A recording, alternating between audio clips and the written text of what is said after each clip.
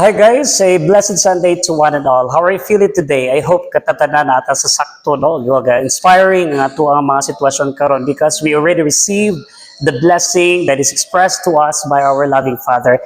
And blessing, just like what I said, over and over again, it is not only limited to finances or monetary aspect, but blessing would come in different forms, no? So mo na tuwa daon nga ang kadaadlaw nato gadawat na gyud ang blessing. Number one, our life.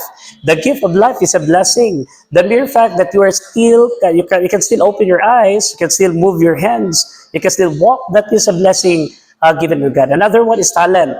Okay, natagaan kag talagsaon kay nga talento sa imong kinabuhi. And another one would be your expertise, your knowledge. Kabalo ka sa mga transactions. So these are the blessings na gihatag sa Ginoo diha kanimo. So what should we do with the blessing? Accordingly, be a blessing to others. Let yourself become an instrument so that other people would also blessed. Okay, so kita tanan, we serve us the light of the world because we received the blessing of God. So ato po siya i-share, no? Sa ubang tao nga nakinahanglan po niini nga blessing sa ato nga talent, sa ato nga expertise, o sa asang aspeto nga makatabang sa atong kusog, asa aspeto nga makatabang ta sa ato nga buhi nga Dios. I would like to share to you a verse right here found in 1 Thessalonians 5:18, and it says, "Give thanks in all circumstance, for this is the will of God in Christ Jesus for you." So, whatever situation guys ato kinabuhi, may it be a problem or a challenge, treat that one as a blessing because out from the problem or trial, you become a more a stronger, no? You become more resilient and more discernful individual. So ang kanang mga problema nato, nag-teach na sila nato o kabaguhat sa atong kinabuhi. Okay, it means to say but that when once we have a problem, it serves as a test aron ma-perfect or ato siyang masakto, no? O deal kanang mga ato ang kinabuhi. But later on, once mabita di mga problems, mo grow ta as a person, dan kabalo na ta mo deal ni mga problema ha.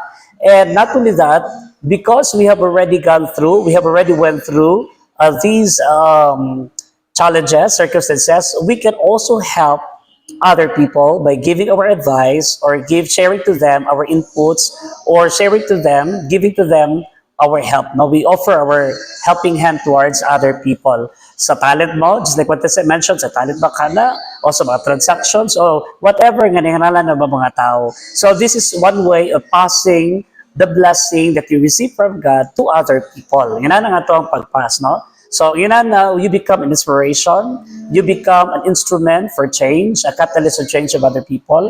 O daka mga tao nga ma-inspired nimo. So you have to think, kada adlaw, let yourself be a blessing to other people. Inspire them with your wits, with your talent, with your knowledge and intelligence. And they too would also pass on the same blessing, no, that you receive, cascading the blessing you receive from God and to others. So be grateful because you are blessed and make yourself available every time people need your expertise and need your help. Okay, in one way, that is how you express the love that God has also provided unto you. Okay, so a blessed Sunday, everyone, and good evening.